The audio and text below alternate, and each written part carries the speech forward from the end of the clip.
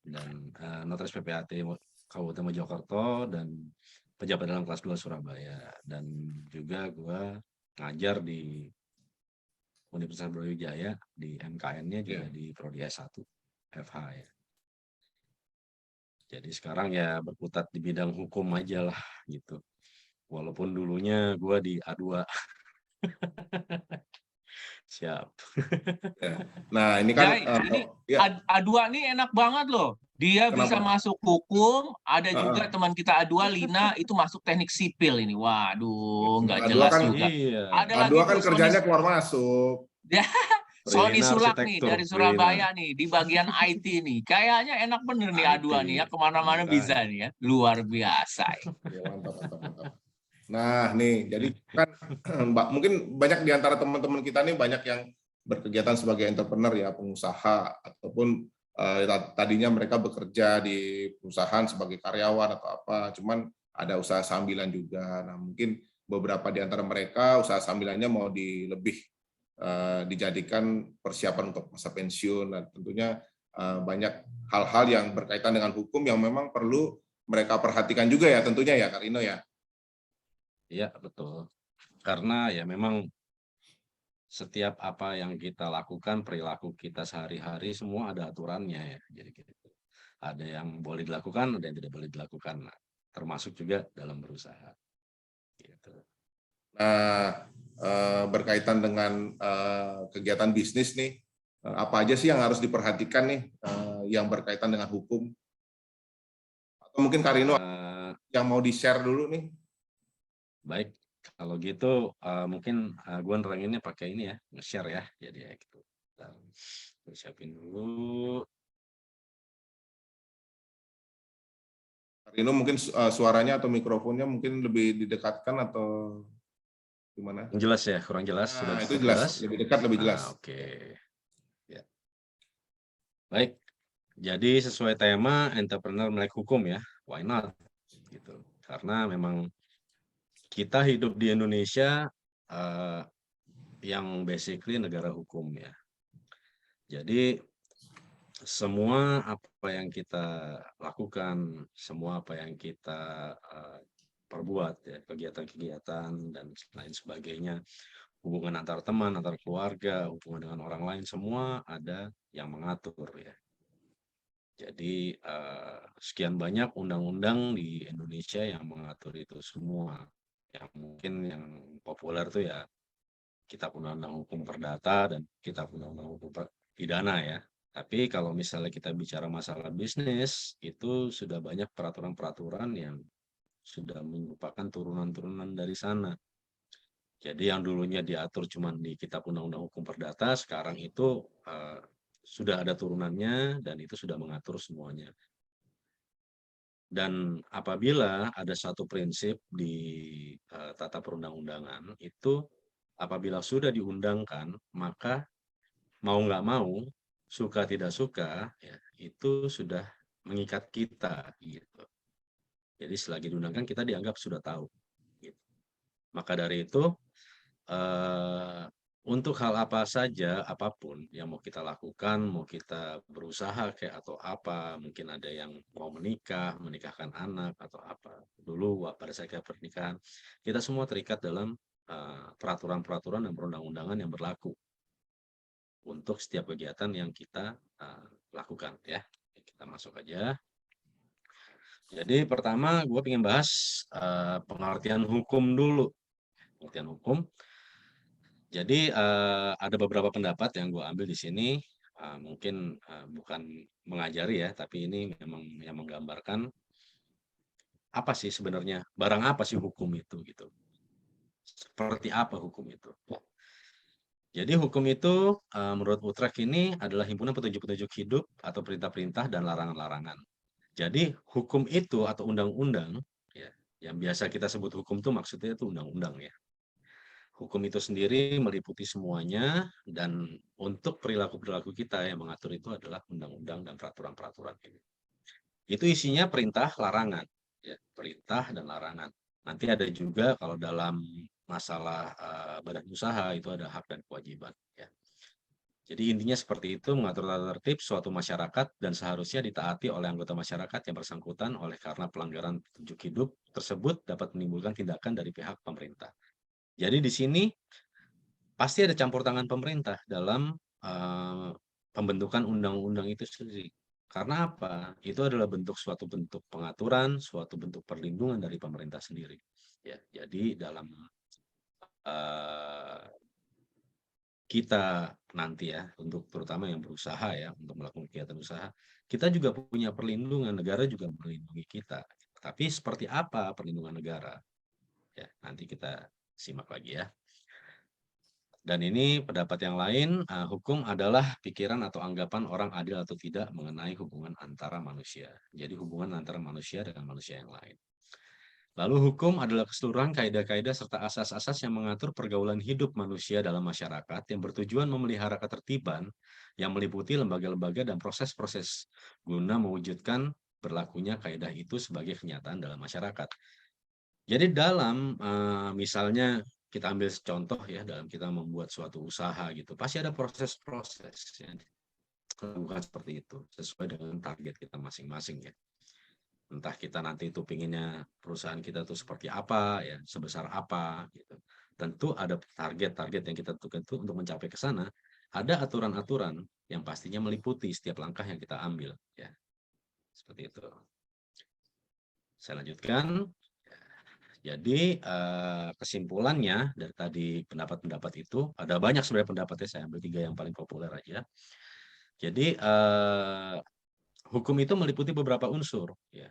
Jadi unsur dari hukum itu sendiri adalah adanya peraturan mengenai tingkah laku manusia dalam pergaulan masyarakat. Otomatis antara hubungan antara manusia satu dengan manusia yang lain ya. Misalnya kita dengan teman, kita dengan istri, kita dengan pasangan, dengan anak, dengan saudara, semua ada tatanannya seperti itu. Lalu peraturan itu diadakan oleh badan-badan resmi yang berwajib. Di sini maksudnya pemerintah, ya, negara. Ya. Lalu peraturan itu bersifat memaksa. Begitu peraturan itu sudah diundangkan, maka ada unsur paksaan di sana bahwa kita harus mentaati itu. Kita harus mengikuti caranya, suka atau tidak suka.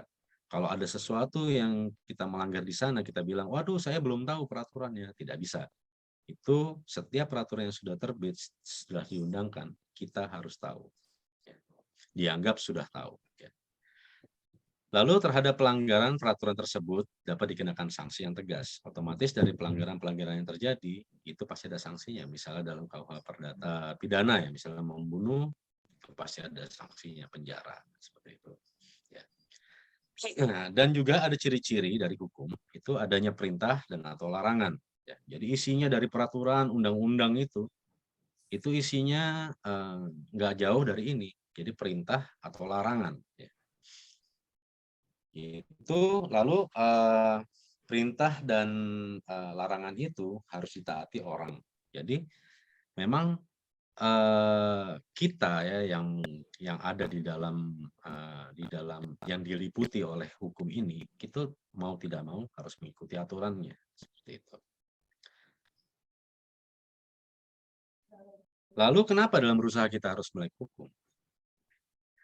Jadi dari kesimpulan di atas, setiap tingkah laku manusia ada hukum atau peraturan yang mengatur. Termasuk di dalamnya saat kita sedang melakukan usaha atau kegiatan usaha. Yang tujuan pengaturan ini adalah agar kita sebagai individu yang berhubungan dengan individu lain dapat secara harmonis melakukan kegiatan usaha antara yang satu dengan yang lain. Dan juga negara dapat melindungi kepentingan kita dalam melakukan kegiatan usaha. Ya, jadi seperti itu. Hukum ini mengatur bagaimana tingkah laku kita. Misalnya kita membuat suatu usaha bersama dengan teman gitu ya, atau dengan orang lain, dengan pihak lain. Bagaimana sih aturannya? Apa yang harus diambil langkahnya? Ya, seperti itu. Jadi dari kegiatan usaha ini nantinya pastinya setiap individu itu akan memiliki hak, kewajiban, pertanggungjawaban di situ. Atas usaha yang dilakukan atau tidak dilakukan. Kenapa kok ada istilah tidak dilakukan? Kenapa kok dilakukan? Jadi ada semacam di setiap undang-undang itu, setiap peraturan itu ada larangan. Larangan itu otomatis sesuatu yang tidak boleh dilakukan. Jadi sanksi itu sendiri akan menjerat kita apabila perintah itu dilanggar atau sesuatu yang dilarang itu dilakukan. Seperti itu.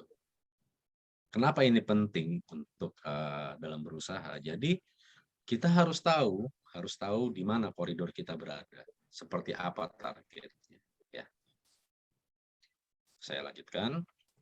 Nah, otomatis dari situ nanti ini saya langsung aja masuk ke badan usaha di Indonesia, yang nanti kita akan lebih tekankan ke badan hukum ya. Gitu. Jadi di hukum perdata di Indonesia yang berlaku sekarang itu jadi badan usaha itu ada beberapa, ada macam-macam ya. Dibagi dua itu adalah yang berbadan hukum dan yang bukan berbadan hukum. Yang berbadan hukum di sini yang sudah populer ya pasti teman-teman tahu perseroan terbatas atau PT. Tapi ini makhluk apa PT ini sebenarnya kan gitu? Apakah cuma sarana cari uang kan gitu? Apakah nggak ada aturan-aturan yang mengikat di situ? Jadi berbadan hukum itu salah satunya yang pertama tadi adalah PT, lalu koperasi. Koperasi ini juga badan usaha, cuman sifatnya gotong royong, ya, sifatnya gotong royong. Dan ini unik. Misalnya taruhlah ada suatu komunitas ya, suatu komunitas di situ taruhlah komunitas mobil lah gitu ya, mobil. Di situ mereka bikin suatu usaha. Mereka bikin suatu usaha bersama di situ. Tapi ini antar anggota, sifatnya antar anggota. Karena memang yang dijual misalnya seperti velg gitu ya, atau knalpot, atau mungkin aksesoris lain ya, yang mungkin nggak dibutuhkan oleh komunitas lain. Jadi antara mereka sendiri. Bentuk badan usahanya apa kalau misalnya seperti ini? Berbisnis di antara teman-teman sendiri dalam situ. Ya koperasi. Bentuknya adalah koperasi. Tapi kalau misalnya kelompok ini dia membadan hukumkan dirinya menjadi suatu organisasi ya, perkumpulan yang resmi. Lalu perkumpulan ini nantinya akan punya bidang-bidang usaha lagi. Bentuknya sudah bukan koperasi lagi, tapi bentuknya itu sudah menjadi perkumpulan. Dan perkumpulan di sini dia adalah badan hukum, sehingga dia bisa membentuk usaha-usaha lain untuk menghidupi perkumpulannya. Ya, seperti itu. Lalu yang terakhir yang lagi populer sekarang dan mungkin menjadi solusi untuk banyak orang ya, itu adalah perusahaan perseorangan atau PT perorangan. Ya. Di sini perusahaan perorangan ini baru terbit, baru ada itu setelah adanya UCK, Undang-Undang Cipta Kerja. Lalu turunan-turunannya dia merubah Undang-Undang PT sehingga dimasukkanlah kalau yang dulunya PT itu harus ada beberapa orang di dalamnya, lalu sekarang ada bentuknya PT tapi cuma satu orang. Seperti apa? Ini kan mungkin bisa jadi ini ya, bisa jadi solusi buat teman-teman di sini yang mungkin dia berusaha atau sedang melaksanakan usahanya. Dan di situ masuknya sebagai badan hukum, bukan seperti usaha dagang. Kalau usaha dagang kan ya sudah, dia berdagang aja atas nama dirinya sendiri, dia berdirinya juga nggak perlu notaris, ya seperti itu. Langsung aja datang, kalau misalnya Anda ingin buat UD gitu, tinggal datang aja ke Disperindak, saya mau buat UD atas nama-nama saya sendiri. Udah nggak perlu akte pendirian, nggak perlu apa, nanti dikeluarkan SIUP sama TDP-nya. Seperti itu. Tapi sekarang TDP udah nggak ada ya, sejak ada NIB di OSS ini ya. Tapi SIUP masih ada. Lalu yang bukan berbadan hukum, itu antara lain Komanditer Finansap, itu CV ya, sudah dikenal juga. Lalu usaha dagang yang tadi saya terangkan, UD. Lalu firma ini adalah kesatuan usaha-usaha, perusahaan atau individu-individu yang membuat suatu dengan keahlian yang sama atau mungkin dengan tujuan produk-produk yang sama ya. Mereka membentuk suatu firma untuk meningkatkan penjualannya atau apa, pasti dengan alasan ekonomi seperti itu. nanti saya terangkan ya, berbadan hukum dan tidak berbadan hukum. Habis ini kita masuk ke sana. Jadi secara umum, badan usaha ini itu adalah orientasi kegiatannya adalah profit oriented. Ya, makanya saya masukkan di sini. Ini yang jenis badan hukum yang profit oriented di sini. Ada juga yang tidak profit oriented seperti yayasan. Yayasan itu juga badan hukum, dia tidak profit oriented. Lalu perkumpulan tadi yang sudah saya sebutkan itu juga tidak profit oriented. Seperti itu. Karena judulnya entrepreneur, berarti kita bahasnya yang profit oriented aja. Dan saya batasi mungkin cuma di badan hukum ya malam ini. Apa itu badan hukum? Ya, dalam hukum perdata di Indonesia dikenal istilah orang. Orang, apa orang? Ya orang gitu. Ya. Tapi dalam hukum perdata ada dua kategori, itu dua macam orang di sini. Yang pertama natural person, ya orang seperti kita ini, orang biasa ya. Lalu orang yang karena peraturan perundangan disebut atau dianggap orang ya, atau reh person, yaitu badan hukum. Badan hukum ini dianggap orang dalam melakukan kegiatannya. Dia bisa berdiri dianggap seperti orang. Seperti orang ya, bukan saya tidak menyebut manusia, orang. Jadi misalnya dia membuat PT lagi atas nama perusahaannya, dia bisa mewakili dirinya sebagai orang, dia bisa masuk di situ bergabung dengan orang yang betul, yang beneran orang. Gitu. Misalnya dia buat yayasan gitu ya, buat yayasan. PT ABC, buat yayasan bersama Rino gitu, atau sama Wijaya. Bisa PT ABC bersama Rino, bersama Wijaya. Karena apa? Secara hukum, PT tersebut sudah dianggap orang, karena dia badan hukum. Jadi yang membedakan antara badan hukum dan bukan badan hukum, di mata hukum itu sendiri, dia bisa mewakili dirinya sebagai orang. Contohnya, misalnya dalam kepemilikan aset. Misalnya ada pembelian mobil antara CV dan PT. Yang sama-sama ini berbaca macam-macam orang di dalamnya nih, kan gitu. Ada beberapa orang yang membuat. Tapi kalau PT, dia bisa membuat mobil itu di STNK-nya itu atas nama PT ABC. Tapi kalau misalnya CV tidak bisa, harus salah satunya, misalnya direkturnya, ya. Direkturnya atau komanditernya, salah satu yang dimasukkan dalam perusahaan seperti itu. Dicatatkan sebagai aset perusahaan CV. Tapi atas namanya barang tersebut tetap atas namanya siapa pemiliknya.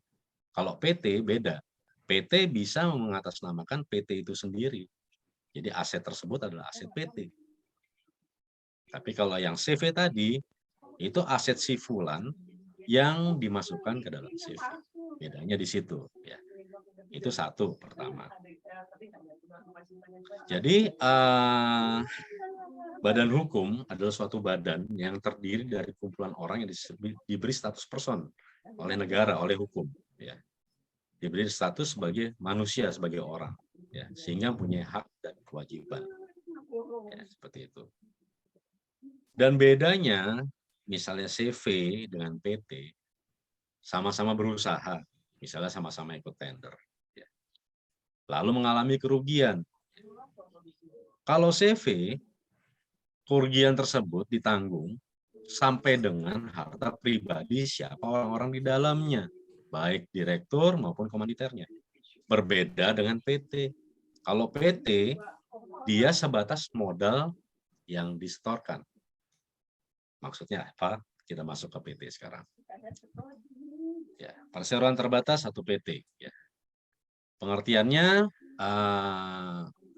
PT itu adalah badan hukum yang merupakan persekutuan modal. Jadi kenapa dibilang kok badan hukum di sini? Karena dia persekutuannya adalah persekutuan modal. Kalau CV, dia persekutuan orang di situ. Tapi kalau misalnya PT, dia persekutuan modal. Berapa banyak modal yang disetorkan, menurut proporsinya, dia sebagai pemegang saham di situ, berapa saham yang dia pegang dari modalnya itu. Jadi didirikan berdasarkan perjanjian, otomatis perjanjian di depan notaris ya, aktanya harus otentik, melakukan kegiatan usaha dengan modal dasar seluruhnya terbagi dengan saham. Jadi saham-saham ini dibagi saham-saham dimiliki oleh si A, misalnya ada 10.000, berarti A punya 1.000 saham, berarti dia punya 10% perusahaannya. Si B punya 2.000 saham, punya 20%, ya, dan seterusnya. Seperti itu. Dan PT ini memperoleh status badan hukum itu setelah akta pendiriannya disahkan oleh Menteri, dalam hal ini Kemenkumham, Menteri Hukum dan Hak Asasi Manusia. Kenapa ini penting? Pada saat PT ini baru diaktekan, baru jalan, ya. Lalu notaris nanti akan mendaftarkan ke Menkumham, ya, untuk PT ini sendiri supaya disahkan. Pada saat rentang waktu sebelum pengesahan, apabila dibuat usaha, bisa apa enggak? Bisa-bisa saja.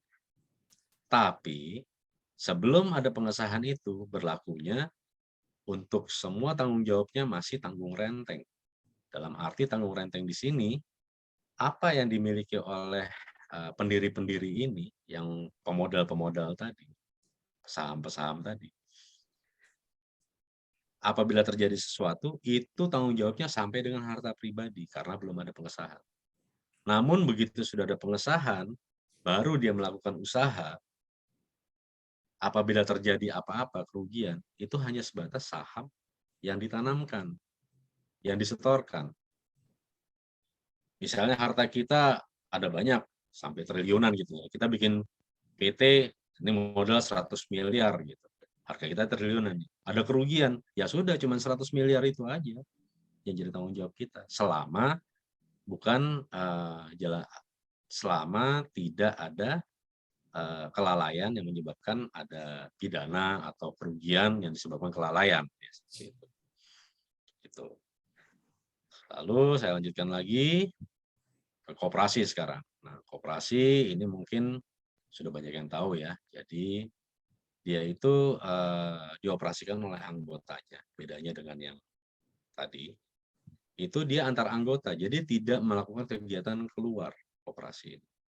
Tidak melakukan kegiatan keluar. Dia tidak berusaha keluar, menjual keluar atau apa. Tapi dia punya unit usaha, bisa. Unit usaha, boleh. Unit usaha yang menjual keluar. Tapi koperasinya sendiri, dia tidak. Dia hanya demi kepentingan antar anggota saja. Ya, seperti itu. Lalu, sekarang ini yang terakhir, perusahaan perseorangan. Jadi, PT perorangan ini seperti PT, ya. Dia badan hukum perorangan yang memenuhi kriteria usaha mikro dan kecil. Jadi memang ini dikhususkan untuk UKM, UMKM. Dan dia untuk kriteria perusahaan yang bisa menjadi perusahaan perseorangan ini, orang-orang yang ingin membuat perusahaan perorangan ini, itu harus masuk dalam kriteria dalam perundang-undangan yang mengenai usaha mikro dan kecil. Ya, jadi undang-undang UMKM. Yang masuk kategori itu bisa dia membuat perusahaan perseorangan. Buatnya nggak perlu pakai notaris untuk perusahaan perseorangan ini. Cukup mengisi belangko-belangko, ya, di OSS namanya. Jadi di situ mengisi belangko-belangko di situ, diisi kegiatannya, diisi NIB-nya, lalu KBLI-nya ke kelompok berusahanya. Usahanya tuh masuknya di usaha apa, dicari di KBLI daftarnya. Oh, usaha saya masuknya ini. Didaftarkan di sana, daftarkan, masukkan. Setelah selesai proses, keluar sertifikat-sertifikat, sudah jadi perusahaannya. Gratis untuk PT perseorangan ini. Bisa dilakukan sendiri. Jadi tinggal buka aja OSS ya. OSS RBA namanya. One Single Submission namanya OSS itu. Di situ bisa tanpa notaris membuat suatu perusahaan. Terbit PT sama statusnya PT ya sama PT. Tapi dia perorangan. Dan enaknya kalau misalnya masuk seperti itu, misalnya sudah didaftarkan modal kita kan nggak boleh lebih dari 500 juta kalau UMKM. Karena 250 juta. Misalnya ada kerugian, ya, kerugian karena usaha atau apa, dia pilot atau gimana, itu nggak sampai ke harta pribadi, beda dengan UD. Kalau UD bangkrut aja udah semuanya. Tapi kalau PT perorangan, dia sebatas modal yang disetorkan. Sekali lagi, selama tidak ada kelalaian yang diperbuat. Ya. Tidak terbukti ada kelalaian di situ atau perbuatan pidana di situ. Dan tanggung jawab ini dijelaskan di sini, saya tulis di sini. Tanggung jawab pemilik saham dalam PT perorangan hanya sebatas saham yang dimiliki. Pemegang saham PT perorangan tidak bertanggung jawab secara pribadi atas perikatan yang mengatasnamakan PT jika terjadi kerugian. Ia tidak bertanggung jawab lebih dari apa yang dia miliki. Seperti itu.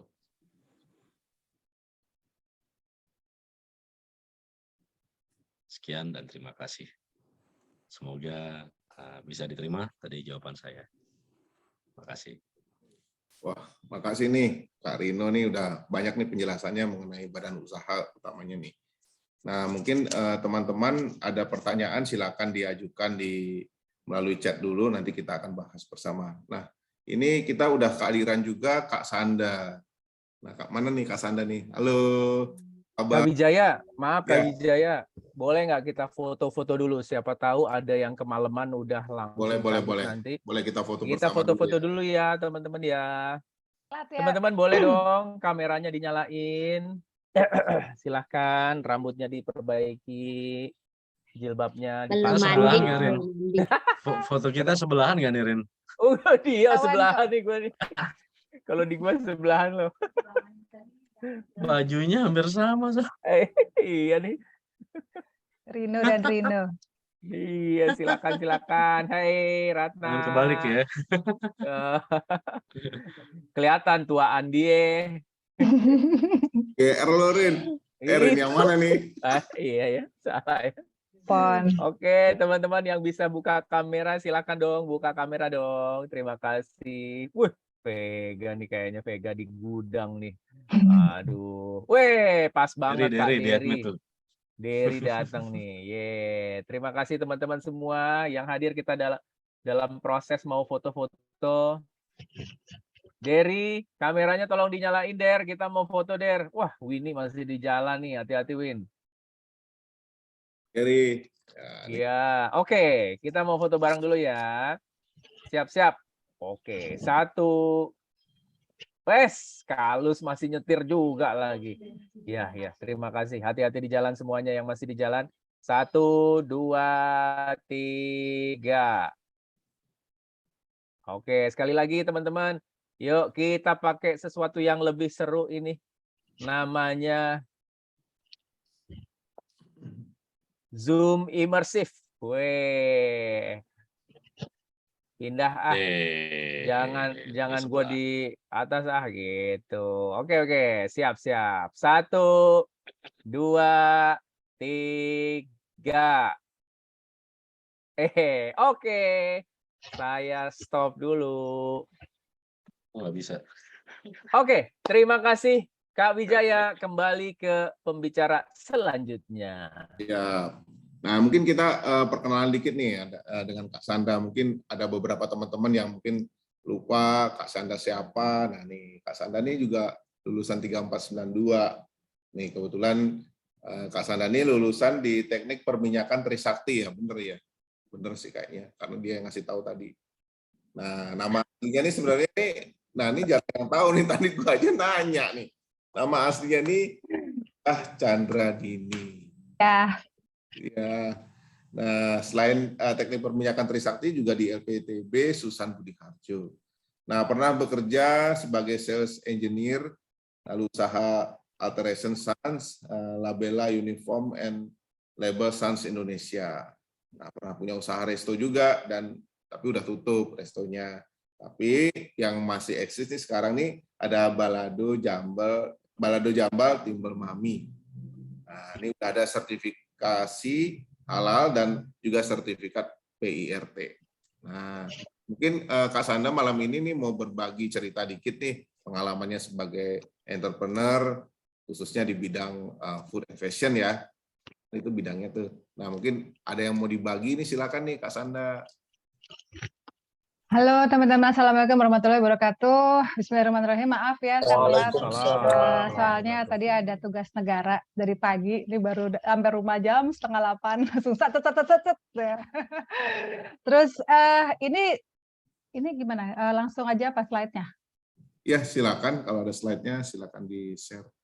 Tolong, maaf saya gaptek. Kak Rino. Ini saya hanya sharing pengalaman ya. Jadi bukan di sini nih saya karena bukan staf ahli atau mewakili dari institusi manapun lah gitu. Ini hanya pengalaman saya pada saat saya pernah mengurus beberapa sertifikasi dan perizinan untuk UMKM. Oke, jadi saya di sini udah ada disclaimer juga seperti Kakak Kaidir waktu itu. Nah, ini jadi disampaikan murni dari pengalaman pribadi saya. Terus juga kalau ada informasi yang kurang lengkap atau nggak berlaku lagi, mohon koreksi. Mungkin ada teman-teman di sini yang sudah lebih update gitu ya. Karena memang saya kebetulan udah agak cukup lama sih. Dan sekarang kayaknya ada updating yang mungkin lebih terbaru informasinya. Terus dan informasi yang saya sampaikan nanti juga saya sadur dari Mas Google. Jadi nanti kalau untuk lebih lanjutnya gimana bisa lihat di Google untuk websitenya. Nah. Oke, kita lanjut ya. Jadi awal langkah memulai UMKM. Yang pertama kita harus punya produk. Terus ada teman tadi tanya, gimana sih kita kalau misalnya punya usaha tuh maunya gimana? Jujur saya lebih suka, saya memilih untuk mempunyai usaha yang sesuai dengan apa yang saya suka. Jadi passion saya apa, nah itu yang bisa jadi usaha. Seperti kayak passion saya itu kan ada di fashion sama ada di food ya. Jadi ya saya membuat passion saya itu menjadi suatu modal usaha. Jadi gali passion kalian teman-teman masing-masing. Anda tuh cocoknya di mana? Kalau emang kepengen punya usaha, di sini kan juga kita punya coach ya. Ada Coach Aditya. Gue promosiin lo, Dit. Ntar bagi-bagi ya. Terus pasti pertama kita harus punya produk. Kita harus punya produk, kita tentuin mereknya juga. Produknya apa aja terserah. Terus yang pasti kalau kita punya produknya makanan, apapun lah ya, kita harus punya kemasan yang menarik perhatian orang. Terus kemudian kita daftar keanggotaan UMKM di wilayah setempat yang ada di Kota Madya, daftar di Kota Madyanya. Kalau dari kabupaten, daftar di kabupaten juga. Terus sertifikat PIRT, perlu nggak? Makanan perlu banget gitu. Juga sertifikat halal. Kalau halal ini nggak juga cuma buat makanan ya, bisa juga buat fashion, buat baju, buat kerajinan kulit, apapun yang yang produk sorry, apapun yang ingredients-nya itu perlu didaftarkan, jadi harus punya sertifikat halal. Terus sertifikat BPOM itu yang punya usaha makanan, minuman, obat-obatan herbal maupun industri kosmetik itu wajib banget BPOM gitu. Terus tapi kalau gimana ya, untuk start awal untuk makanan PIRT aja cukup. Terus juga daftar HKI untuk nama merek atau brand yang kalian punya, yang teman-teman punya, supaya apa? Supaya itu kuat di hukumnya gitu. Oke, lanjut. Terus untuk, PIRT itu kita perlu banget. Buat apa sih PIRT itu? Soalnya gini ya, kita kan punya produk, misalnya produk makanan ya. PIRT itu tuh jaminan tertulis dari yang dikeluarkan oleh Kota Madya sama Dinas Kesehatan Kota Madya atau kabupaten setempat. Jadi kalau kita udah punya PIRT itu, kita untuk jualan ke media, ke masyarakat, itu kita di backup gitu loh. Istilahnya kita di backup oleh Dinas Kesehatan bahwa produk kita itu aman karena sudah diperiksa oleh Dinas Kesehatan. Seperti itu ya, selama produsennya tidak melakukan modifikasi setelah sertifikat PIRT itu keluar. Seperti itu. Kan kadang juga ada yang nakal ya, gitu aja sih. Jadi itu penting banget, dan itu soalnya mungkin kalau secara hukum juga kita tenang gitu loh. Karena dari konsumen sendiri kalau misalnya suatu saat gitu ya ada masalah, misalnya dia keracunan atau apa dan dia menuduh produk kita, karena produk kita udah ada ininya nih, udah ada sertifikatnya PIRT bahwa produk kita tuh aman dan lolos dinas kesehatan. Seperti itu. Jadi ya itulah sebagai penjamin barang bukti bahwa produk kita itu layak dan aman dikonsumsi. Seperti itu. Dan produknya itu bisa dijual secara luas. Kita bisa masukin ke koperasi, kita bisa masukin juga ke supermarket, itu juga bisa kalau memang mereka itu di supermarket itu punya gerai khusus UMKM. Itu hanya dengan PIRT aja kita bisa. Terus terutama untuk di toko oleh-oleh. Tuh. Nah, pendaftarannya kalau saya dulu ngerjainnya manual ya. Saya datang ke Dinkes, tapi sekarang ini ada juga tuh yang diintegrasi dengan sistem OSS, Online Single Submission. Itu semenjak pandemi ya, kayaknya ya itu udah mulai ya. Terus biaya kepengurusan PIRT ini sebesar 65.000,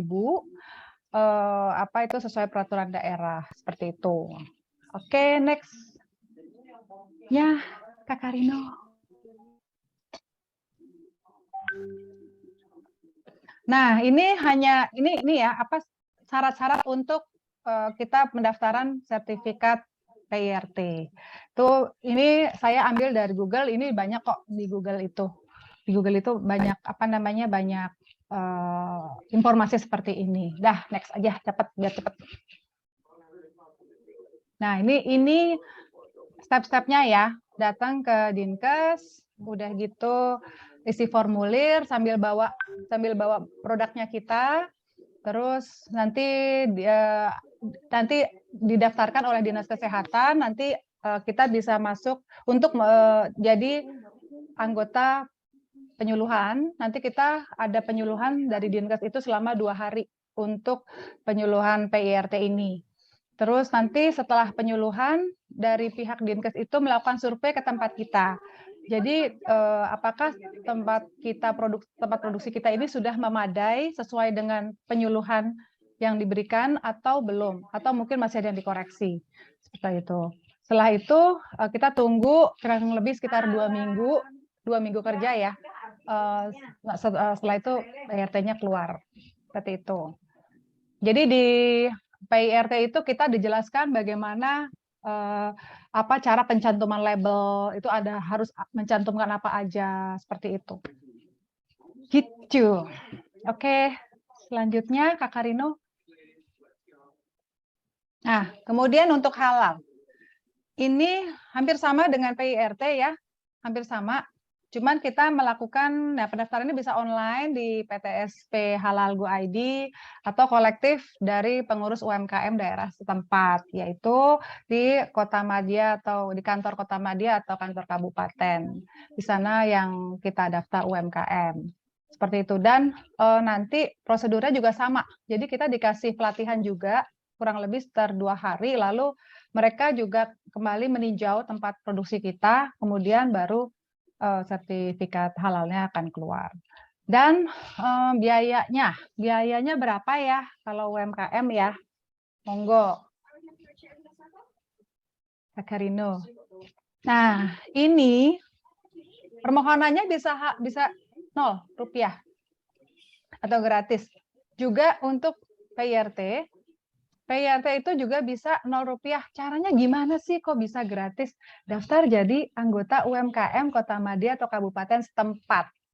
Itu ya, kalau waktu pengalaman saya jadi anggota UMKM Kota Madya setempat itu, kita dapat fasilitas sertifikasi gratis itu bisa. Jadi UMKM, PIRT dan halal. Kita dapat pelatihan-pelatihan juga. Terus kita dapat kesempatan untuk mengikuti bazar-bazar yang diadakan oleh Kota Madya atau kabupaten tersebut. Gratis, itu semua gratis. Lalu sementara Ya, itu sih kurang lebih seperti itu ya. Jadi kita juga kalau memang kita berprestasi itu ya bisa dijadikan wakil dari Kota Madia atau kabupaten itu untuk pameran di lain tempat.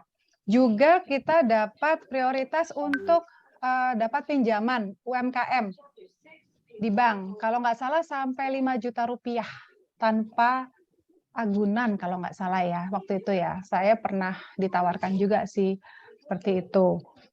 Nah, ini yang lainnya nih ada permohonan sertifikat halal reguler itu ya buat usaha mikro dan kecil. Jadi kalau untuk yang sudah berbentuk badan usaha itu biasanya bayar gitu. Jadi kalau mau gratis UMKM aja dulu. Ya, jadi pelaku UMKM aja dulu, UMK gitu. Terus itu harus diperpanjang juga ya. Jadi sertifikat halal itu ada masanya. Jadi hanya sekitar 2 tahunan lah kurang lebih dan itu harus diperpanjang lagi. Begitu pula dengan sertifikat PIRT. Dan sertifikat halal itu yang membolehkan kita menaruh label halal pada produk kita. Jadi kalau kita punya produk tuh sudah memang halal, tapi kalau belum disertifikasi, itu sebetulnya tidak diperkenankan oleh Badan Sertifikasi Halal untuk menaruh tulisan halal pada produk kita. Padahal meskipun produk kita itu halal ya, tidak ada unsur-unsur haramnya, tapi karena belum disertifikasi, itu lemah jadinya. Jadi lebih lagi ke unsur hukumnya. Seperti itu ya Bapak Rino ya gitu. Jadi nggak bisa sembarangan Yang juga itu Kakak Rino, yang ini Bapak Rino gitu. Itu Kakak Rino, ini Bapak Rino. Yang Jadi, tampangnya tua dipanggil Bapak, tampang tua. Bapak dosen soalnya. Beda. Terus memang tidak bisa serta-merta ya. Jadi memang semua itu ada aturannya. Seperti itu. Oke, next. Nah, ini Badan POM. Ini untuk Badan POM, ini syarat-syarat untuk pendaftaran untuk POM. Kalau saya di sini hanya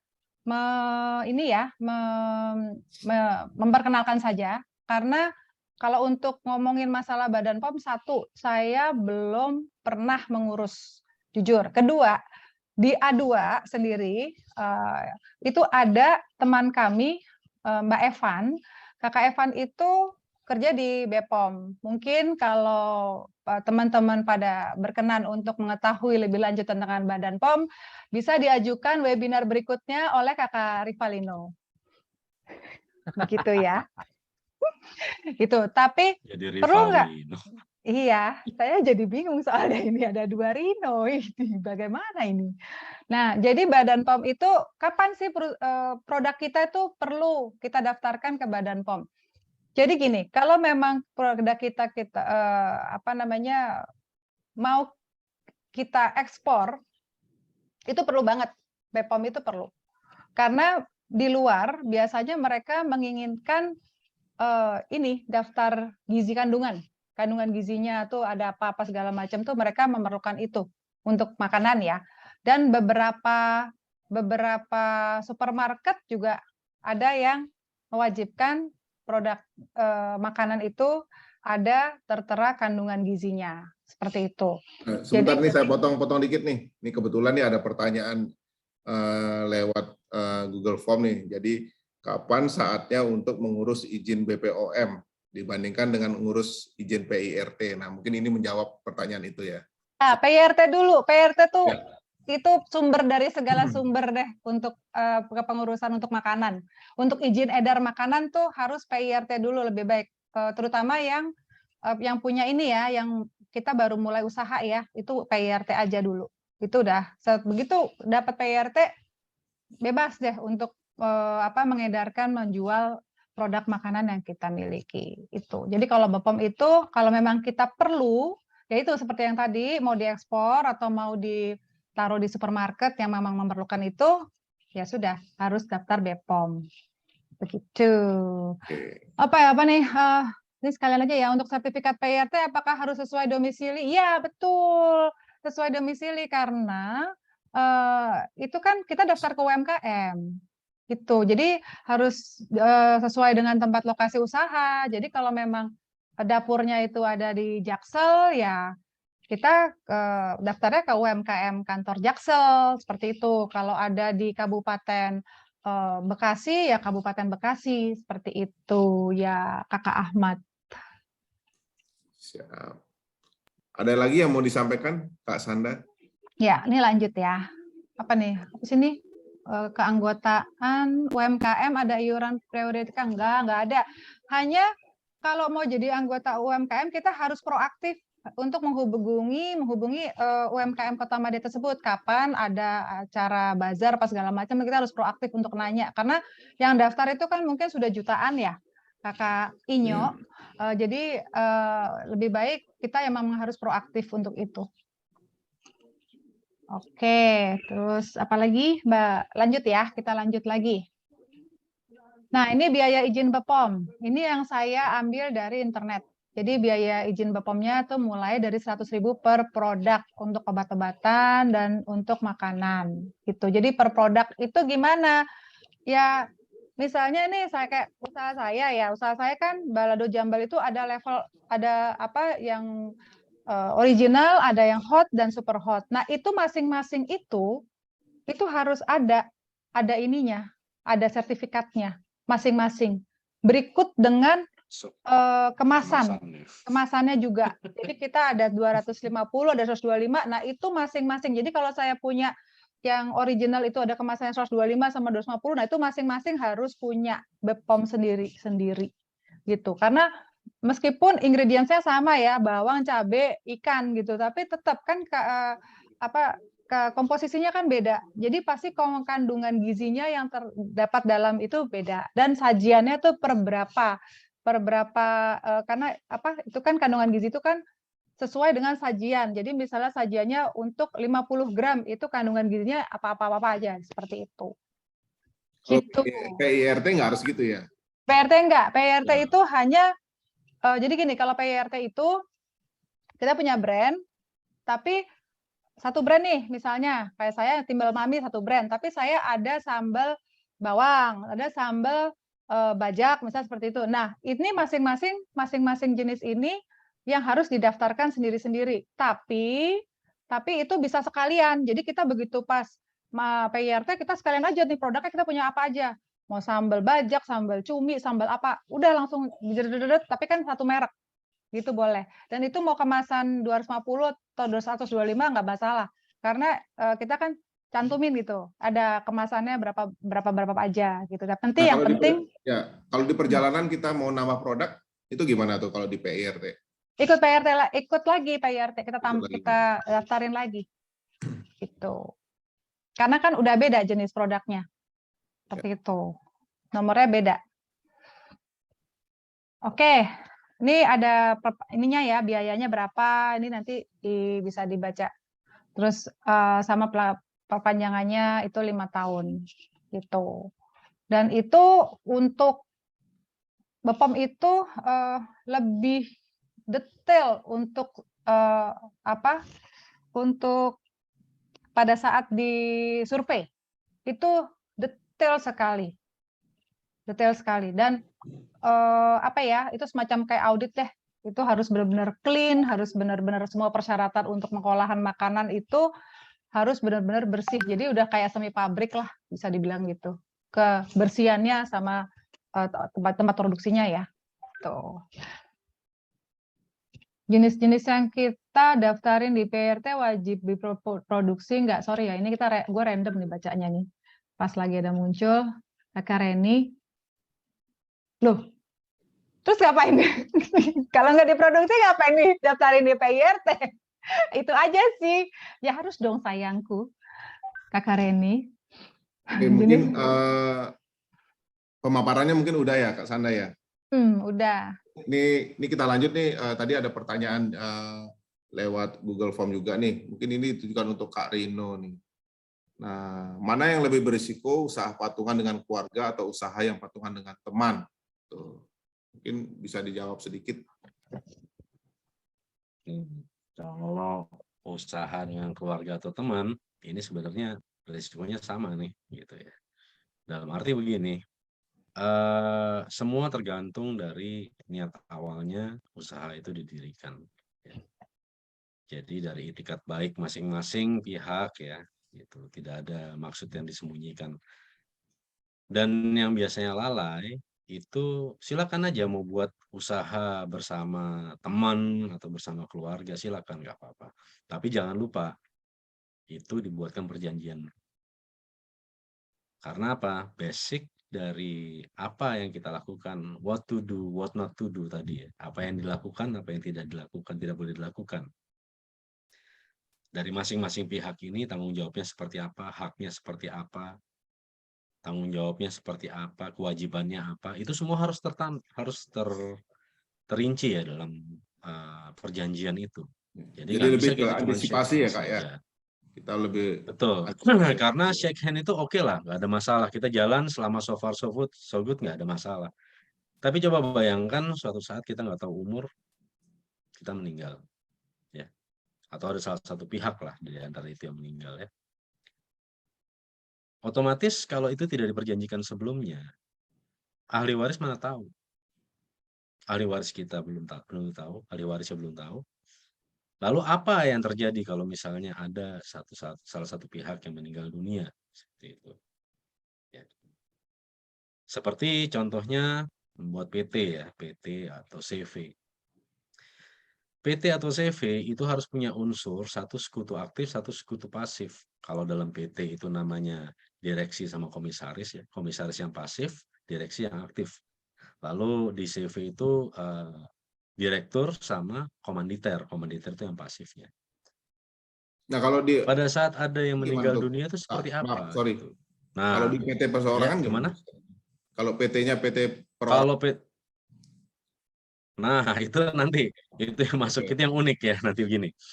Jadi kalau misalnya apa namanya ada terjadi meninggal dunia, kalau dalam PT atau CV semuanya sudah jelas, anggaran dasar sudah ada, anggaran rumah tangga sudah ada, bagaimana penanganannya sudah ada. Gitu.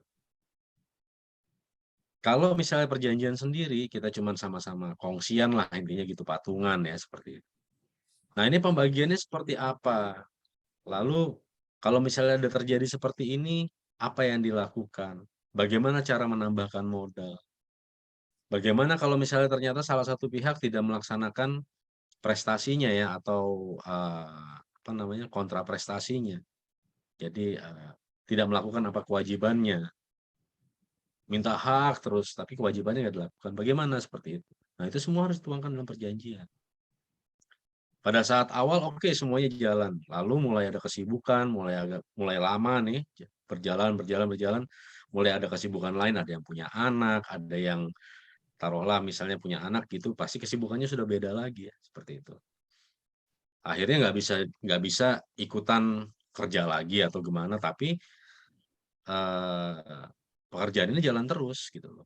Tentunya kewajibannya sudah berbeda kalau sudah di situ, haknya pun juga sudah berbeda. Nah itu dituangkan dalam perjanjian. Jadi masing-masing tuh tahu relnya itu sebatas mana gitu. Tahu kembali ke nolnya itu seperti apa. Wah, lu ngelanggar nih, lu mestinya hadirnya jam sekian sampai jam sekian. Gue jam segini sampai jam segini. Ini lu udah berapa kali nih lu ngelanggar kayak begini? Mana? Nah, ini lu tulis di sini perjanjian. Itu gunanya seperti itu. Jadi kalau masalah risiko dengan siapapun risiko itu pasti ada. Ya. Cuman kalau misalnya dengan teman atau dengan saudara, pasti ada istilah sungkan. Ya. Kadang-kadang kita sungkan gitu ya. Mau negur, sungkan, nggak enak gitu. Tapi nggak apa-apa, ingatkan. Karena apa? Itu jadi hutangnya dia. Gitu loh. Ya. Seperti itu. Jadi untuk yang mana yang lebih baik dengan siapa, ya itu sama aja. Yang penting semuanya tertuang, hak dan kewajibannya ditentukan, ya. Lalu tanggung jawabnya sejauh mana. Seperti itu mungkin. Cukup jelas ya. Ya. Nah, mungkin nyambung yang tadi. Jadi kalau misalnya di PT perseorangan itu direksi dan komisaris itu gimana tuh statusnya? Nah, kalau di PT perseorangan itu sudah nggak ada direksi dan komisaris. itu sudah melebur jadi satu. Oke. Kalau yang PT perseorangan. Tapi kalau misalnya di situ dia mau masukkan orang lain lagi, maka dia harus merubah bentuknya menjadi PT yang biasa, yang sebenarnya. Itu. Nah, Ya. kalau misalnya terjadi, karena di situ nggak ada direksi, nggak ada komanditer, semuanya itu dianggap direksi. Direksi dan direksi dan komisaris jadi satu di situ. Jadi rules-nya ya dipikirin sendiri, gitu. Rules-nya dipikir sendiri, jalannya perusahaan dipikir sendiri. Cuman bedanya dengan CV, dengan UD, ya, itu pertanggungjawabannya sebatas modal yang ditempatkan gitu loh. Modal yang sudah disepakati dari harta saya yang saya masukkan ke PT ini cuma 100 juta, ya sudah 100 juta itu aja. Gitu. Dan itu juga nyambung dengan tadi yang Kak Sanda bilang masalah OSS RBA sekarang yang namanya OSS RBA. Jadi dengan apa namanya, di situ selain PIRT itu juga dalam pendirian perusahaan perorangan tadi, perseorangan tadi itu juga di situ tempatnya. Otomatis di situ ada NIB-nya dan lain sebagainya. Nah, ini ada Jadi di situ ada ya. Maksudnya berbadan hukum dan bukan berbadan hukum itu apa ya?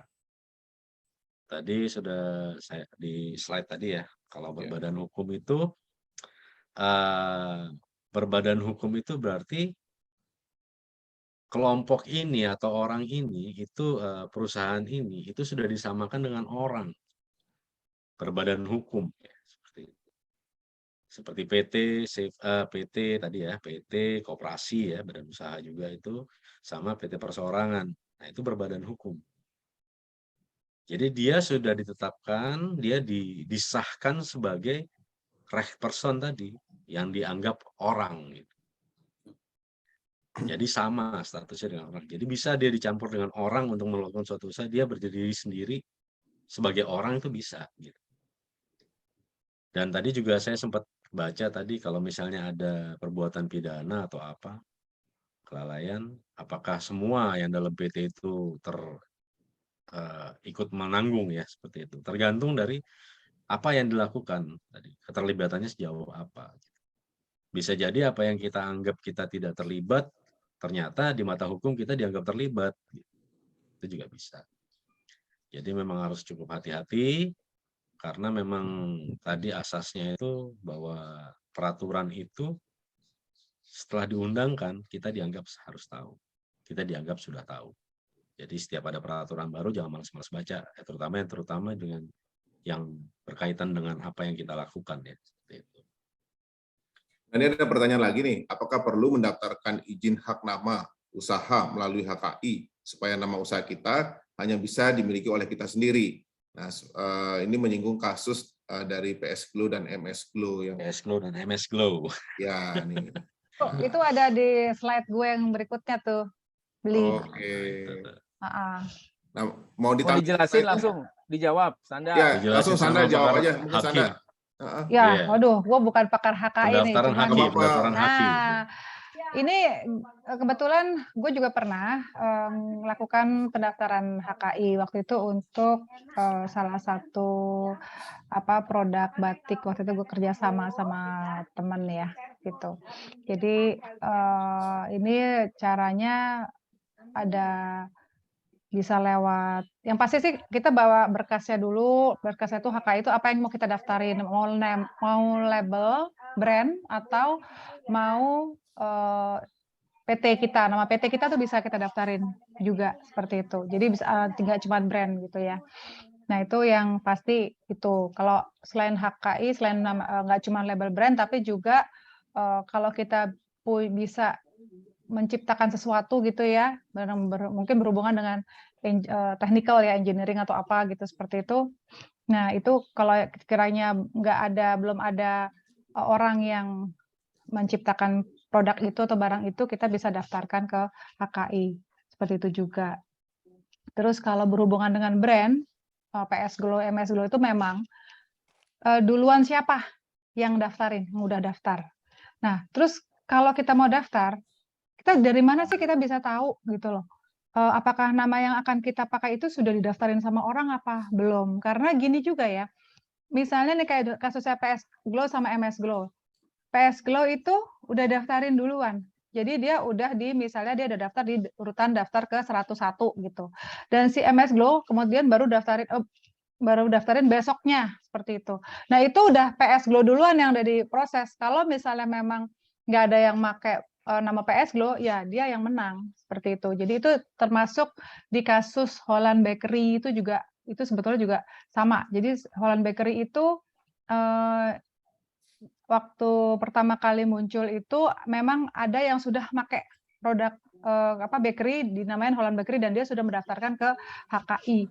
Nah, tapi karena yang tenar yang viral itu adalah Holland Bakery yang saat ini ada, dia itu kalau nggak salah beli HKI-nya si Holland Bakery yang kecil ini dibeli sama si Holland Bakery karena dia udah nggak bisa daftarin namanya pakai Holland Bakery seperti itu, kayak gitu kasusnya.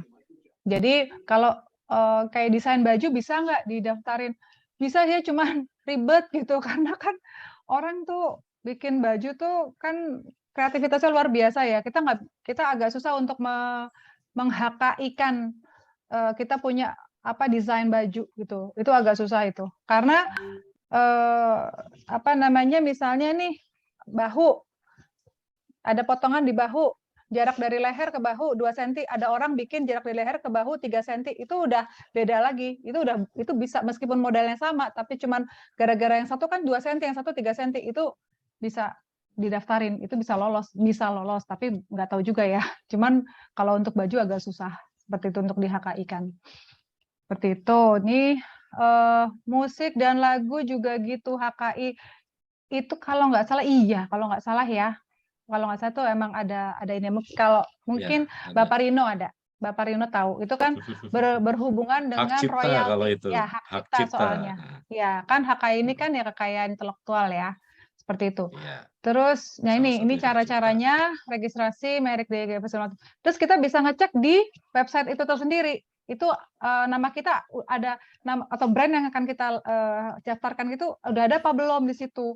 Kalau belum ada pasti dia akan ada informasi di situlah udah ada atau belum adanya. Dan misalnya dan gimana ya, yang kalau misalnya ada kesamaan sedikit aja, misalnya kayak si Bensu itu tuh, kasus Bensu kan juga rame kan.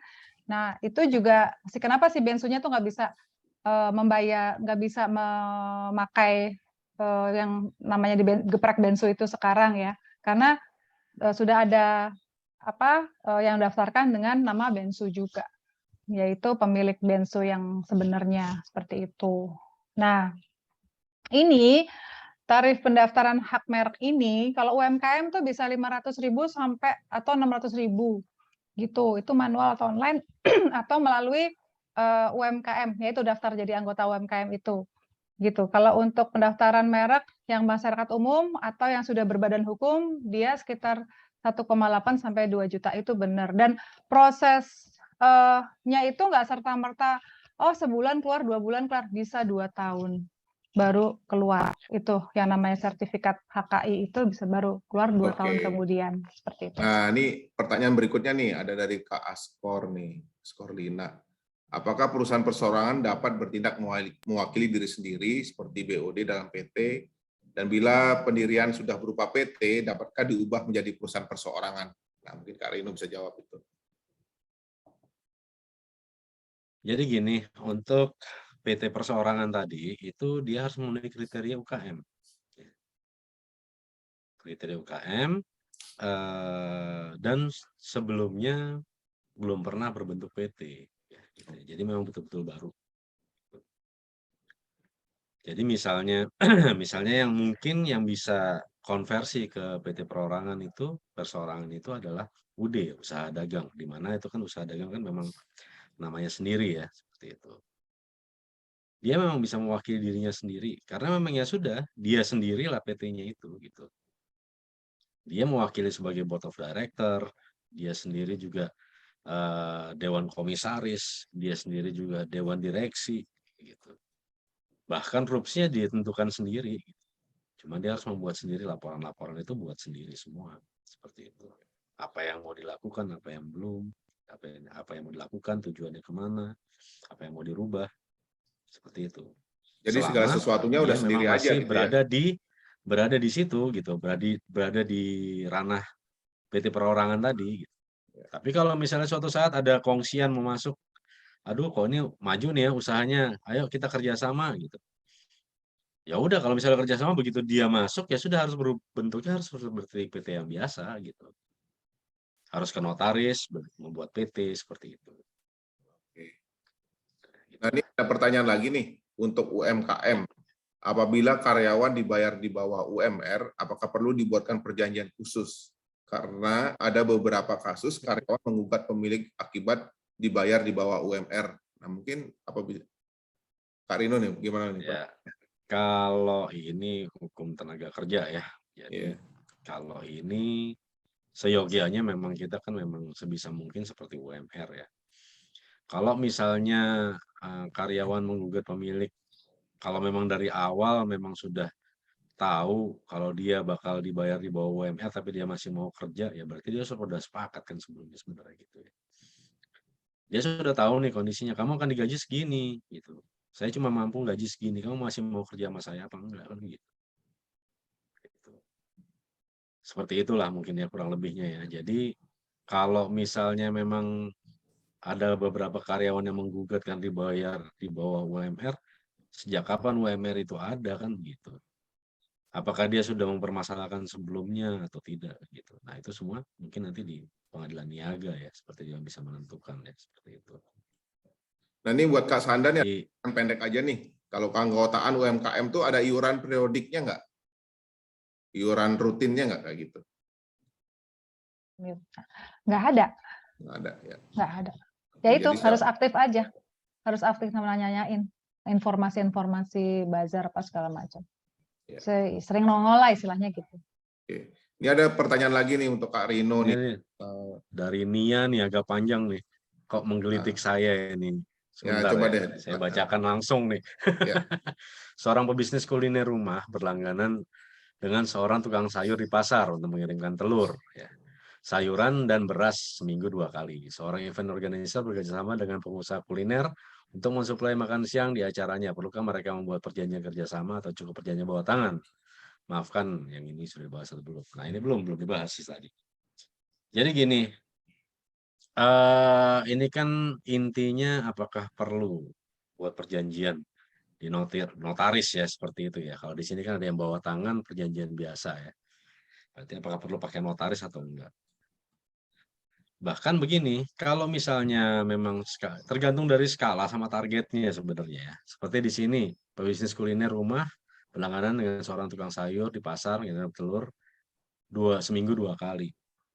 Dilihat dulu pebisnis kulinernya seperti apa, apakah dia butuh kestabilan supply, ataukah dia cuma sekedar kayak pengusaha kuliner emperan ya seperti itu yang mungkin hari ini dia kalau misalnya mau masak hari ini ya dia beli sayur hari ini gitu ya, atau mungkin begitu ada pesanan besar berubah lagi ya seperti itu. Dilihat dari skalanya. Kalau misalnya memang dia butuh kestabilan yang pasti ya, kepastian seperti itu. Maka buatlah perjanjian. Masalah itu bawah tangan atau notaris, kalau misalnya skalanya masih kecil, ngapain pakai notaris? Bikin aja perjanjian sendiri. Bahkan pesanan pun itu sudah bentuk perjanjian sebenarnya. Di situ udah timbul yang namanya prestasi sama kontrak prestasi. Prestasi itu apa sih? Ya, yang satu beli ya istilahnya gitu. Prestasinya membayar. Kontrak prestasi dari pembayaran ini apa sih? Ya, nyerahin barangnya gitu. Kan seperti itu. Apalagi mungkin ada yang diikat dengan DP atau apa. Kalau misalnya sudah kesepakatannya seperti biasa so far so good ya nggak perlu lah bikin perjanjian. Tapi kalau misalnya pada suatu saat dia butuh kestabilan, pada suatu saat ada pesanan besar gitu ya, tahu-tahu ini kuliner dia harus ini nih, harus ikut pameran di mana gitu ya.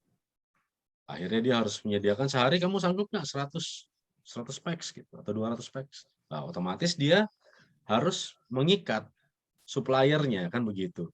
Dengan cara apa ya? Buatlah perjanjian. Dengan pesanan tadi. Nah, kalau misalnya event organizer, beda lagi. Ya. Lihat lagi skalanya. Kalau perlu misalnya, dia event organizer nih untuk acaranya Pak Gubernur misalnya gitu. Dia sebagai IO, di situ ada makanan, ada minuman, ada panggung, ada segala macam itu ya. Masing-masing buatlah perjanjian masing-masing. Gitu.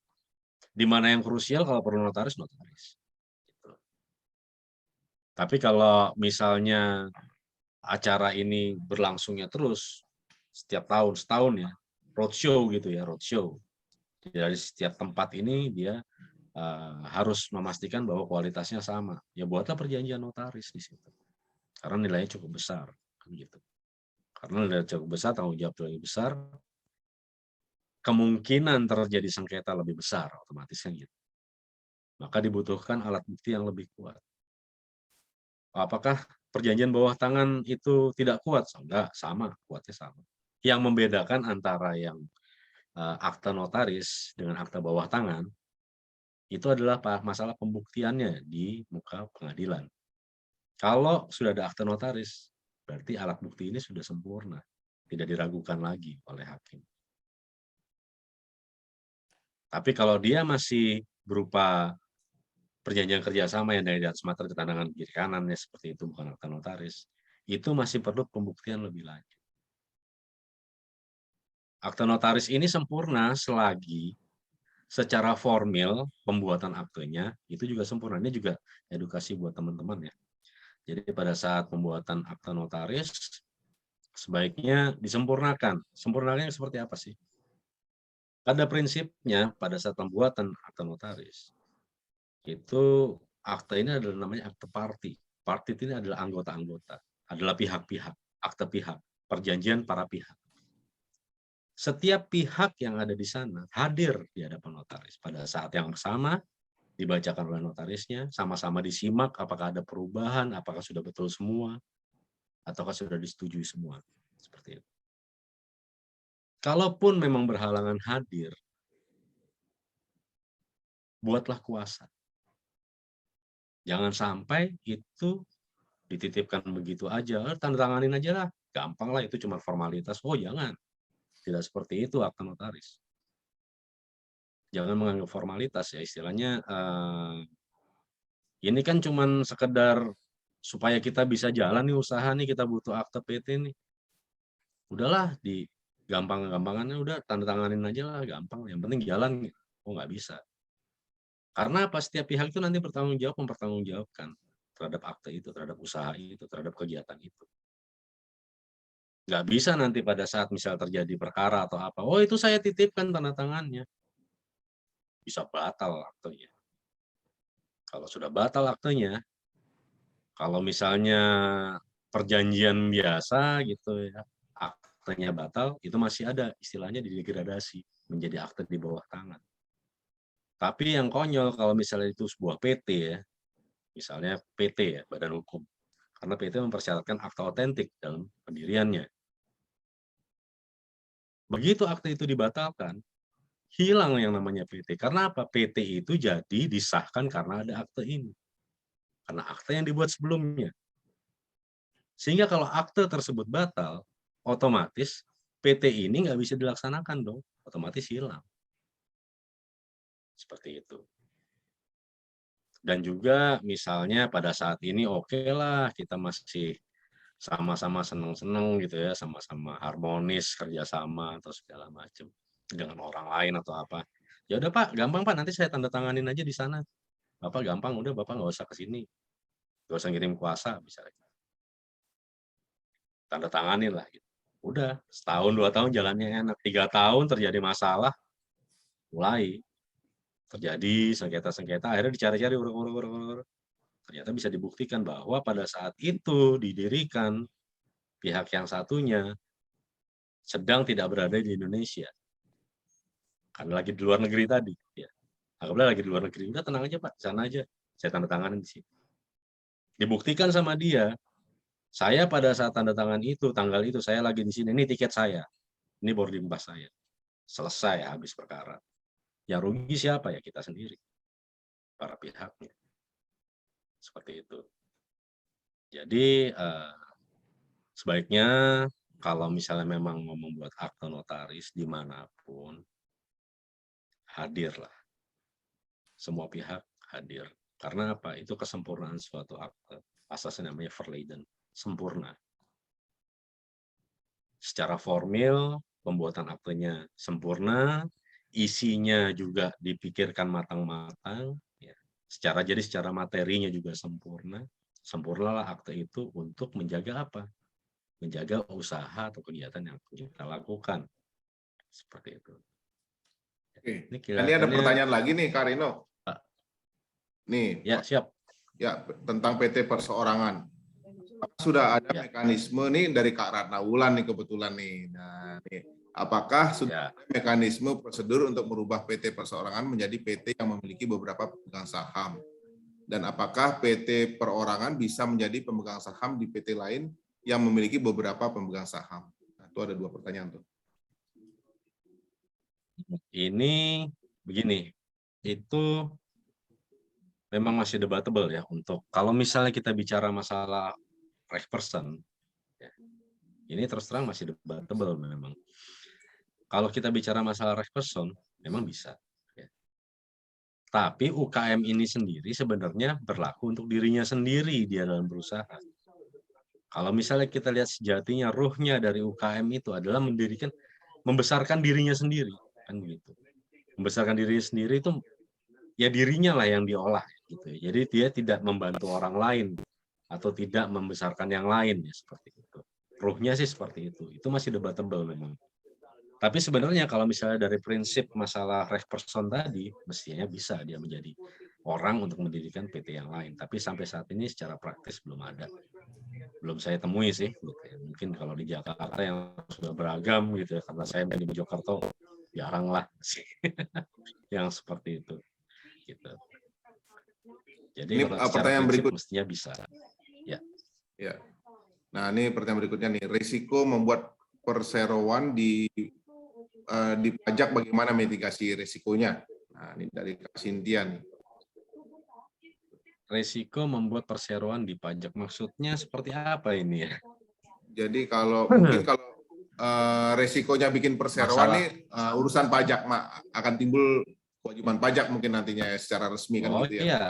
Ya Pak. Gitu. Ya, betul. Bahkan sekarang ini untuk masalah pajak itu bukan cuma masalah pendirian ini aja ya. Karena apa, nanti di situ juga kita menyertakan NPWP otomatis. Karena kita sekarang juga harus mengklarifikasi ya, istilah mengklarifikasi NPWP. Jadi kalau misalnya ternyata KSWP-nya ya, KSWP itu keterangan status wajib pajaknya itu tidak valid, kita tidak bisa proses gitu. Jadi memang perpajakannya juga harus clear. Begitu PT perorangan itu berdiri, otomatis di situ pasti dia jadi pengusaha kena pajak. Pasti di situ.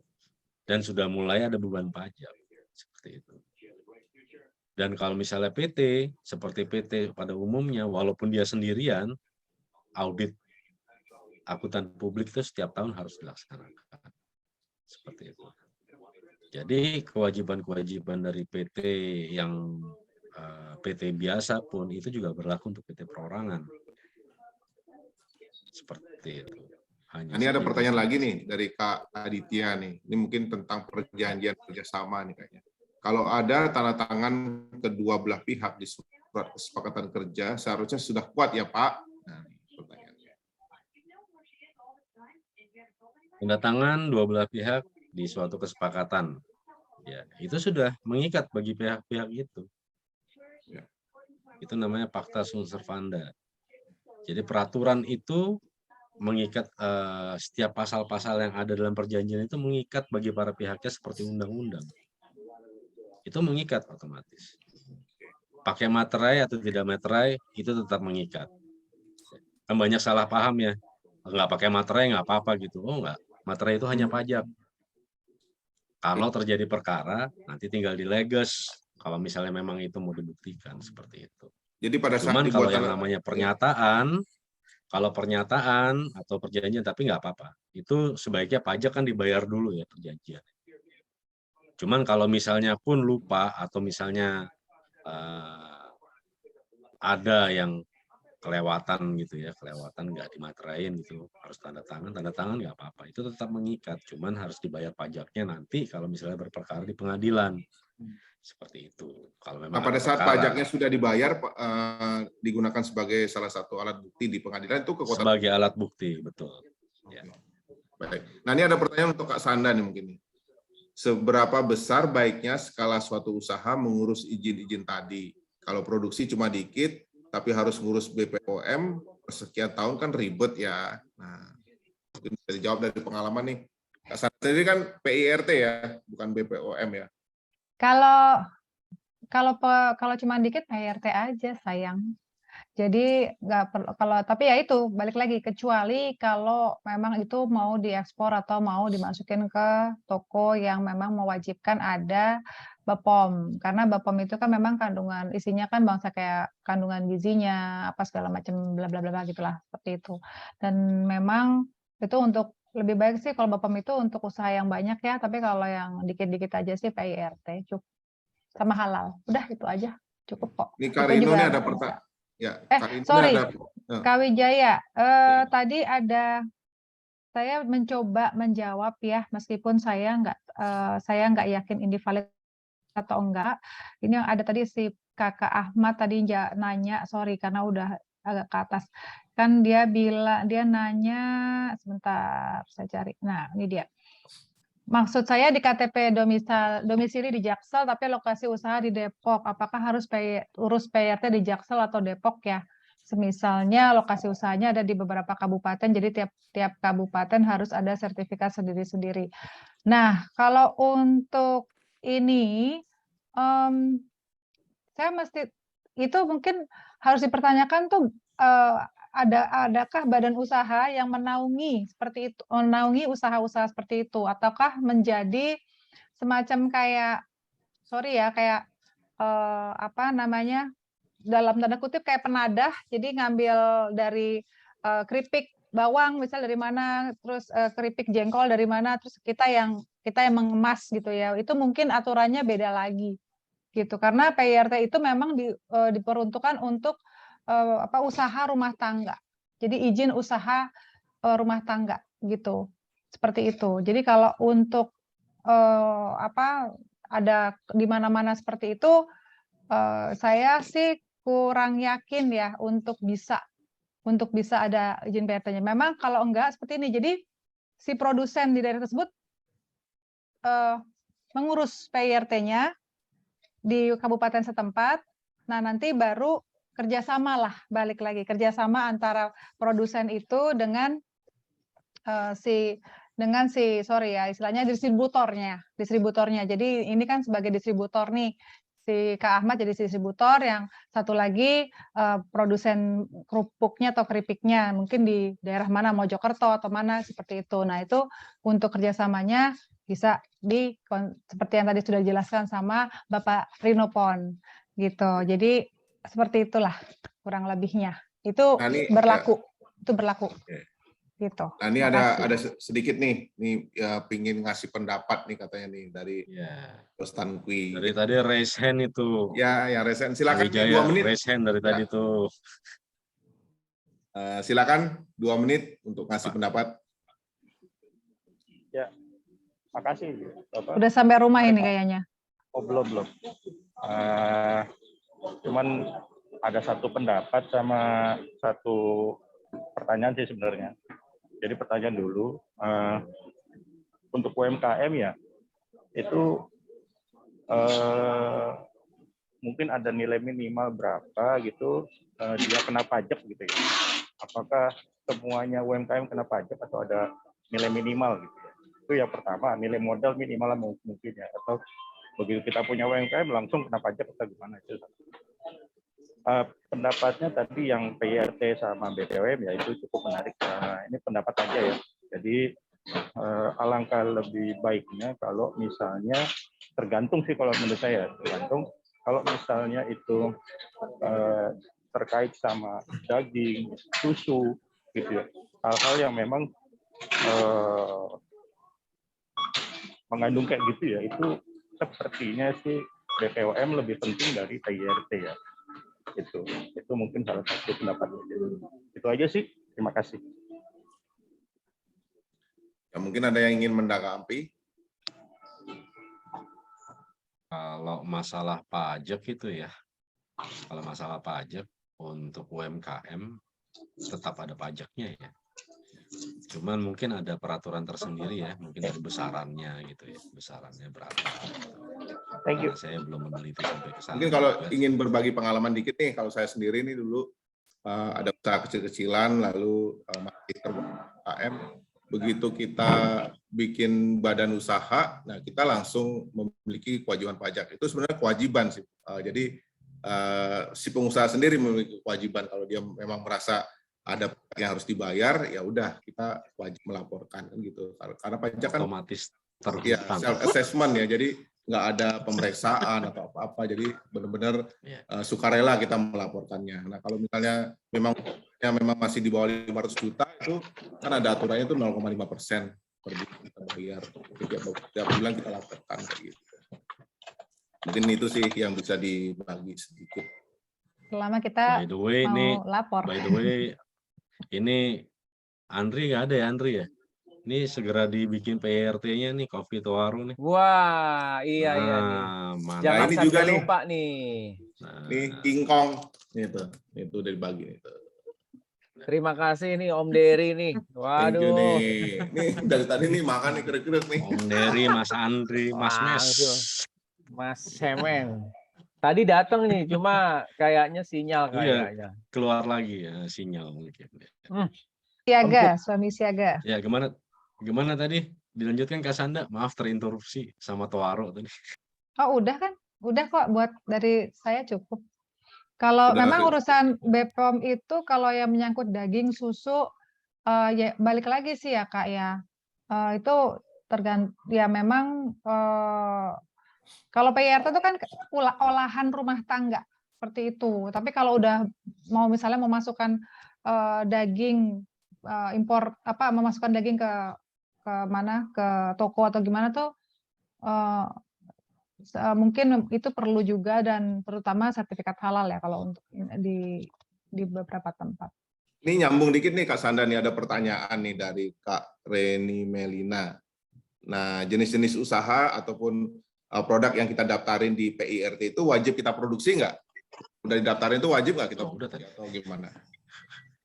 Kan dibilang katanya kalau mau nyiapin dulu gitu maunya apa aja ya itu produk yang akan didaftarkan sebagai PIRT itu memang kita harus kasih sampelnya ke mana ke Dinkesnya itu. Jadi ini seperti ini produknya udah dalam suatu kemasan gitu, ada labelnya juga karena tapi nanti kalau sekiranya kemasannya dari kemasan dan dari labelnya itu belum mumpuni, belum benar ya nanti akan dikasih tahu apa-apa aja yang benar di penyuluhan itu di PKP itu.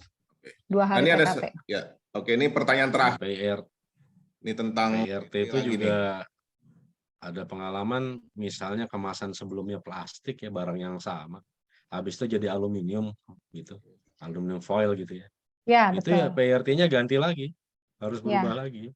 Iya, karena ganti kemasan. Walaupun jadi, barangnya sama, ganti kemasan. Dari botol, dari plastik ke botol misalnya, dari aluminium foil ke botol tuh harus ganti, harus daftar lagi. Gitu. Oh ya, saya ada informasi juga buat teman-teman yang domisilinya Jabodetabek. Kalau misalnya bingung nih, saya punya produk, terus saya pengen nyari brand, pengen bikin logo brandnya atau gimana gitu sama kemasannya itu. Tapi ada yang gratis nggak ya? Ada yang gratis. Jadi bisa datang ke kantor Kementerian Perindustrian yang di Gatot Subroto, itu kalau nggak salah lantai berapa ya, lantai 6 atau lantai berapa, pokoknya lantai 7 atau 8, saya memang udah agak lama. Di situ ada konsultasi untuk label dan kemasan. Dan itu kita dikasih pilihannya tuh gratis loh. Jadi desain kemasannya tuh kita dikasih tuh gratis. Dikasih masukan tuh gratis. Juga untuk daftar HKI lewat situ juga bisa. Itu hanya 600.000 kalau lewat situ. Gitu. Ya. Oke, mungkin udah semua ya nih kita akhiri di sini mungkin kegiatan kita. Sebelum saya kembalikan ke Kak Rino sebagai host, ini saya ingin menyimpulkan sedikit nih mungkin.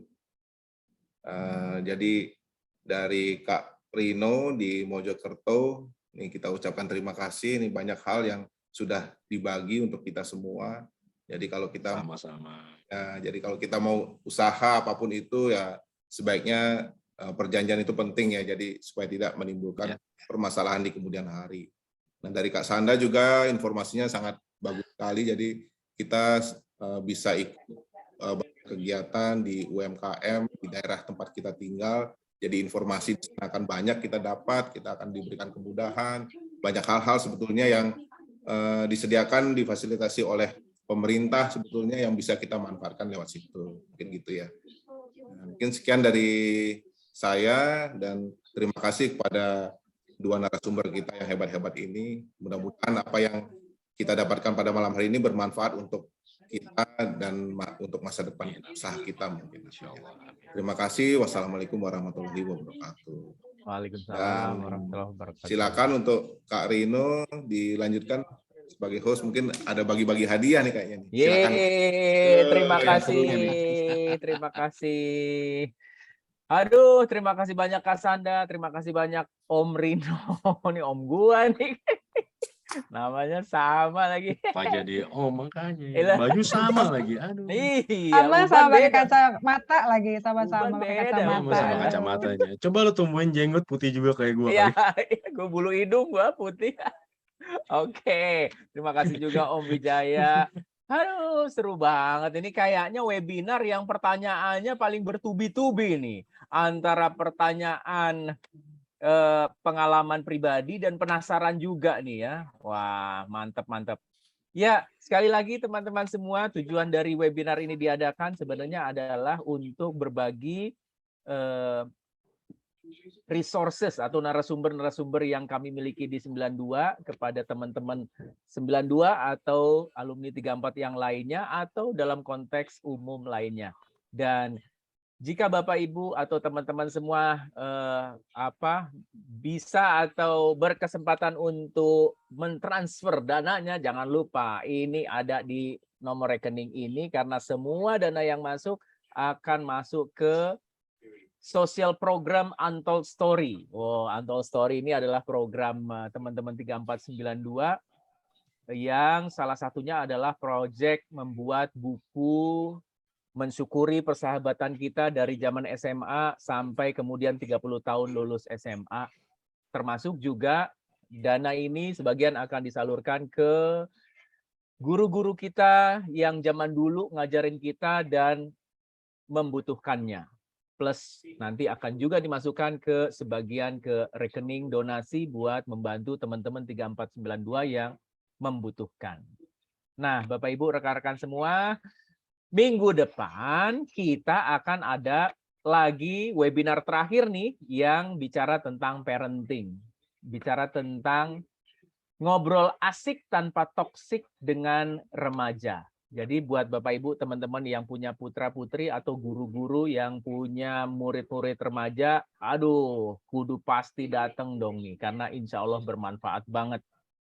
Tapi sebelum kita tutup sesi kita hari ini, jeng, yang ditunggu-tunggu adalah pembagian hadiah buat teman-teman yang bertanya. Kecuali nanti kalau ada yang kekelingsut udah nanya tapi belum terdaftar di kolom hadiah, ya kasih tahu saya gitu ya. Oke. Mulai dari kopi. Pemilik kopinya nggak datang nih. Pemilik kopinya adalah Kak Andri. Nama panjang siapa ya? Laksmono Andri Cemen. Ya, Laksmono Andri Cemen. Waduh, nah, ini kopinya ini orang nih, muncul nih orang ini. Nah, lagi ngopi tuh. Nah, lagi ngopi. Oke, yang mendapatkan kemasannya. Iya, sip. Itu Om Wijaya sama Om Rino lagi ngopinya mereknya Toaro Coffee. Dan wah, ini gue juga dapat nih dari Kang AA Dery nih. AA Dery, makasih banyak untuk kiriman dagangannya ini.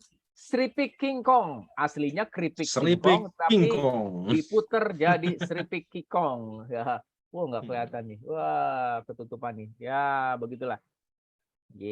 Persis logonya itu.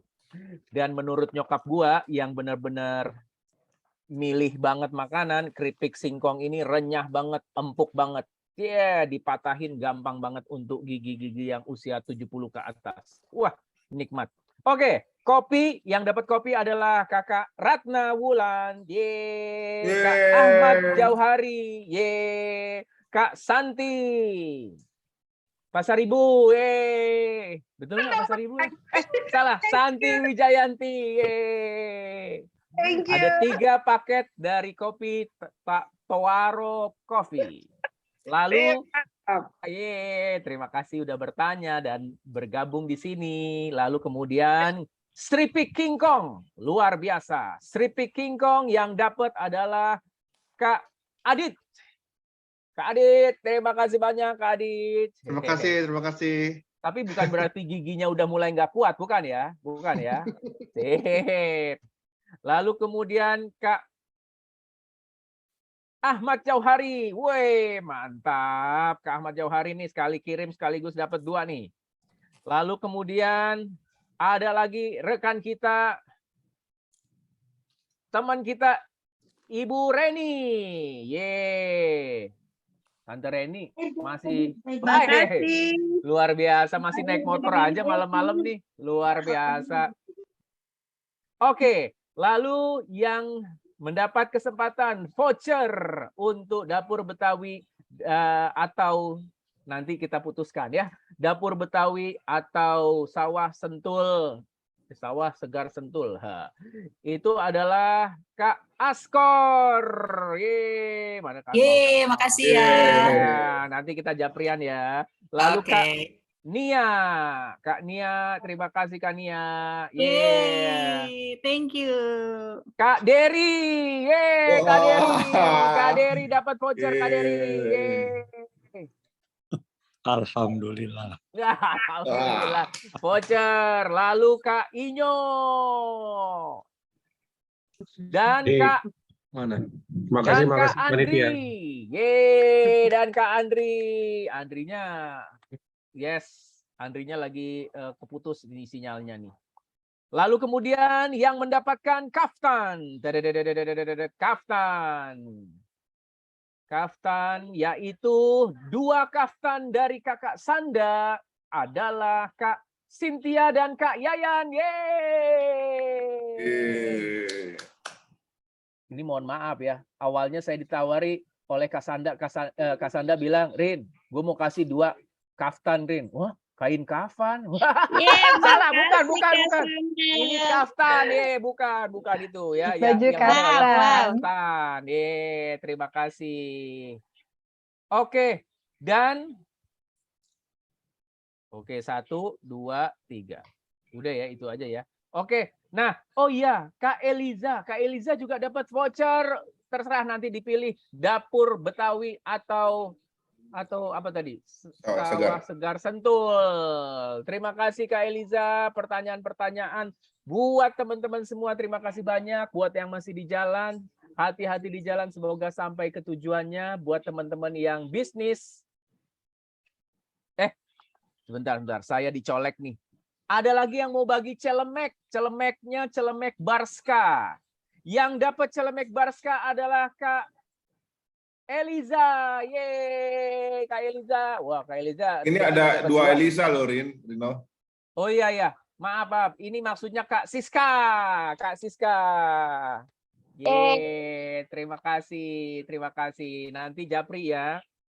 Oke, itu aja kayaknya pengumuman hadiah dengar. Ada lagi nggak sih yang nanya yang belum saya kasih hadiah? Saya lagi murah hati nih, mumpung tanggal tua nih. Kayaknya udah semua ya yang nanya ya. Oke deh kalau gitu. Itu aja teman-teman. Terima kasih banyak atas kehadirannya. Sekali lagi buat para narasumber, Kak Rino dan Kak Sanda, terima kasih untuk berbagi ilmunya. Insya Allah berkah Allah akan berlimpah kepada kakak-kakak semuanya yang baik hati ini. Dan semoga Amin, amin, amin. Project sosial Untold Story kita berjalan dengan lancar sehingga banyak yang merasakan manfaatnya. Itu saja Amin. dari saya. Jangan lupa minggu depan hari Sabtu pagi ada lagi webinar terakhir kita yaitu ngobrol asik tanpa toksik dengan remaja. Sampai ketemu di minggu depan. Assalamualaikum warahmatullahi wabarakatuh. Salam sehat. Yeay. Dah. Dadah. Terima Wabarakatuh. kasih semuanya. Waalaikumsalam, makasih. Selamat istirahat semua. Terima kasih. Selamat istirahat. Semua. Thank you.